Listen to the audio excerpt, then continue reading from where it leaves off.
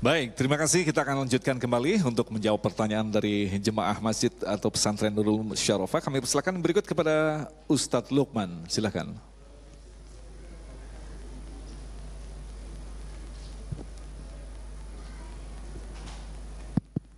Assalamualaikum Ustaz. Sudah berapa lama ini menjadi pertanyaan buat saya bahwa manusia itu diciptakan oleh Allah untuk beribadah kepadanya.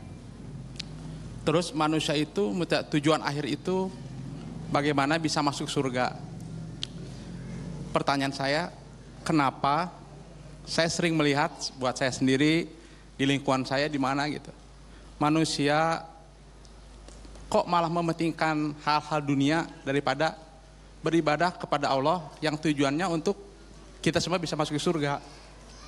Baik. Bagaimana kiat-kiat supaya kita bisa mengutamakan tugas kita yaitu ibadah kepada Allah daripada mengurus hal-hal yang kurang mendukung untuk kita bisa masuk surga. Baik, terima kasih. Assalamualaikum. Waalaikumsalam warahmatullahi wabarakatuh. Abi, silakan.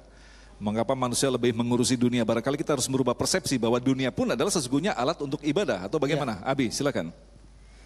Allah Subhanahu wa taala membagi dua tahap hidup kita.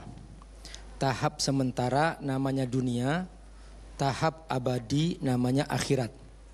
Nah, dunia ini bukan tujuan. Kalau kita mengerti bahwa ini bukan tujuan, maka kita akan mengutamakan yang tujuan. Nah, tujuan kita adalah akhirat. Karena itu, supaya kita tidak salah paham tentang dunia, maka pastikan bahwa tujuanku adalah akhirat.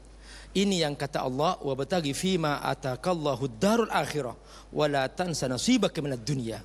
Pastikan bahwa kamu paham tujuan hidup kamu, yaitu akhirat, tapi jangan lupa dunianya. Sekarang yang banyak orang tidak paham, disangkanya dunia ini tujuan, sehingga kebalik, akhirat jadi sampingan dan dunia menjadi tujuan. Itulah yang menyebabkan dia tidak mengutamakan Allah di atas segalanya. Ketika akhirat menjadi tujuan, maka pasti dia akan mengutamakan Allah di atas dunia. Karenanya Allah firman, bal tu'thirunal hayatad dunya wal akhiratu khairu wa abqa. Yang menyebabkan seseorang mengapa tidak mengutamakan ibadah. Perhatikan di sini kata Allah, qad aflaha man tazakka wa dzakara isma rabbih fasalla. Tapi sayang ini, tazakka membersihkan diri, ini ibadah. Dzikir wa dzakara isma rabbih, ini juga ibadah. Fasalla juga ibadah. Tapi ini semua akan disepelekan ketika dia apa? Bal tu'thirunal hayatad dunya. Dia tidak paham tujuannya, akhirnya dia mengutamakan dunia. Padahal kata Allah, wal akhiratu khairu wa abqa. Kalau dia paham akhirat itu lebih baik, lebih kekal. Khairu wa abqa. Contoh Mas Agung, kalau kita diminta memilih dua mobil, nah, satunya sudah rusak, bogrek, seringkali ketabrak. Yang satunya masih gres baru. Nah, kata orang ini, pilih Pak. Pasti pilih yang mana? Pasti yang kedua, yang khairun wa abqa, lebih baik, lebih kekal. Itu urusan dunia. Sekarang pertanyaannya, pilih dunia atau akhirat? Kata Allah, akhirat lebih baik, lebih kekal. Dunia tidak lebih baik, tidak lebih kekal. Dunia banyak masalah. Kenyataannya manusia milih mana? Milih dunia. Itulah dia kesalahpahaman terjadi. Karenanya fa'alaika bil ilm, kata Ustadz Taufikur Rahman, hendaklah kita berusaha mencari ilmu agar kita paham tujuan hidup. Baik, terima kasih. Selanjutnya kami persilakan kepada Ibu Tintin. Silakan. Assalamualaikum warahmatullahi wabarakatuh. Saya Ibu Tintin. Pertanyaan yang sederhana Ustadz, sebagai ibu rumah tangga dengan sehari-hari mengurus rumah dan keluarganya, bagaimanakah cara kami ini ibu rumah tangga untuk memaksimalkan nilai ibadah kami, dan segala ibadah yang kami lakukan itu kami yakin Allah menerima dan bisa menambah ilmu dengan kita yang apa yang kita lakukan di rumah itu juga sebenarnya kita bisa menambah ilmu ya Ustadz ya.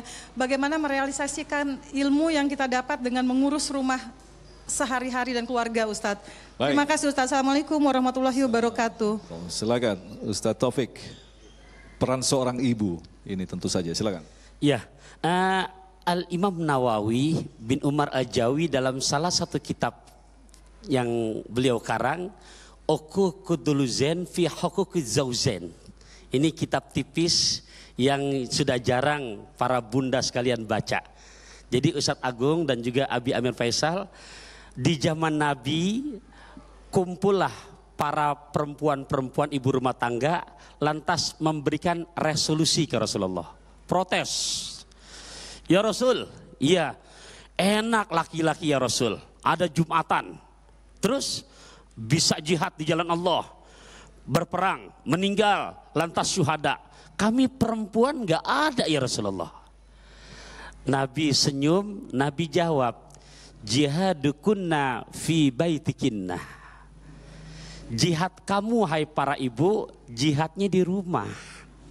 Nah, jadi kepada para bunda solihat yang menyimak kajian kali ini, lebih-lebih kepada bunda yang bertanya, begitu kemarin suami ibu menerima ucapan dari mertuanya atau orang tua ibu, qabiltu nikahaha wa tajwijaha bil mahril mazkur, halan aku terima nikahnya dan kawinnya ya si fulana binti fulan dengan mas kawin tersebut tunai, maka bukan urusan halal di tempat tidur doang, termasuk di saat seorang ibu apalagi dalam kondisi zaman now, dia bisa menjaga kehormatannya.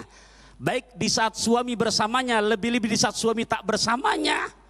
Itu sudah merupakan ibadah yang Masya Allah. Nah dari itu, ibu yang solihah ini, para bunda solihat, tolong komitmen Quran surat Al-Baqarah ayat 187 yang dimana Allah memberikan analogi, hunna libasul lakum wa antum libasul lahunna. Hai istri, kamu pakaian buat suami, hai suami, kamu pakaian buat istri. Itu komitmen dijaga walaupun zaman boleh berubah. Maksudnya, karena banyak kalau dulu-dulu mengamalkan yang demikian, uang abang, uang neng, uang abang. Sekarang uang suami, uang istri, uang istri, uang istri. Tuh. Nah, bagaimana dengan kondisi yang ada sekarang? Ada saja di mana istrinya bekerja, suaminya harus mengurus rumah. Ya, kalau secara konsep Quran surat An-Nisa ayat ke-34, di mana kodratnya, sunatullahnya ar-rijalu qawwamuna 'alan nisa bima faddalallahu ba'dahum 'ala ba'd ila akhir ayat. Yang namanya seorang suami adalah memimpin istri, juga termasuk nafkahnya. Jadi secara sunatullah memang kewajiban kita Bapak sebagai suami. Makanya di saat ada yang curhat di kampung saya, Ustadz kenapa istri saya sakit, terus saya ajak ke toko emas baik. Itu gak usah marah. Kenapa? Emang kewajiban kita. Istri dinikahin tidak minta banyak, aku mau dibelikan tinta bang, tapi tinta yang dari Belgia. Aku mau kau bicara cinta bang, tapi yang membuat hatiku selalu bahagia. Nah akan tetapi sekarang gimana? Memang dunia sudah terbalik. Sehingga jadi sinetronnya itu Bu ya. Nah singkat kata, kekiranya memang untuk tugas juga dan suami meridoi ini. Kemudian juga tahu dengan batasan-batasannya, ini diperbolehkan Ustadz Agung. Ya, jadi jangan sampai dapat kesempatan dari suami tapi tidak betul-betul tidak menjaga amanah yang diberikan kepadanya. Jadi Mas Agung, secara kepemilikan harta istri.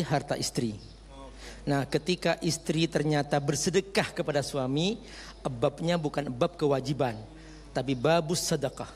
Dan suami tidak boleh merasa bahwa dirinya aku yang mengatur harta istriku, tidak boleh. Nah dia tetap istilahnya seorang pemimpin di rumah tangga, dia adalah yang bertanggung jawab atas nafkah. Namun ketika di puncak dia tidak mampu, ya sudah, ini sedekah istri untuk suami.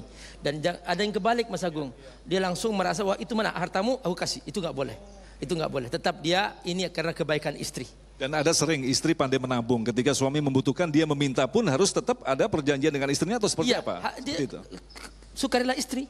Kalau istri dia bersedekah, ya silahkan. Kalau istri tidak mau, maka dia mencari lain. Begitulah hak milik dalam Islam dihargai. Baik. Tapi tidak boleh istri merasa berkuasa di rumah karena dia merasa punya penghasilan lebih banyak. Tetap kata Allah, ar-rijalu qawwamun 'alan nisa. Tetap laki-laki pemimpin di rumah itu. Baik, kita insya Allah akan lanjutkan lagi pertanyaan dari pesantren Nurul Syarafah, Masjid Nurul Syarafah, dan juga pemirsa yang ada di rumah tentunya yang melalui Instagram. Insya Allah kita akan jawab selepas pesan-pesan berikut ini. Tetaplah bersama kami, Damai Indonesiaku. Baik, terima kasih pemirsa, Anda masih bersama kami dan Indonesiaku. Kita akan lanjutkan lagi untuk menjawab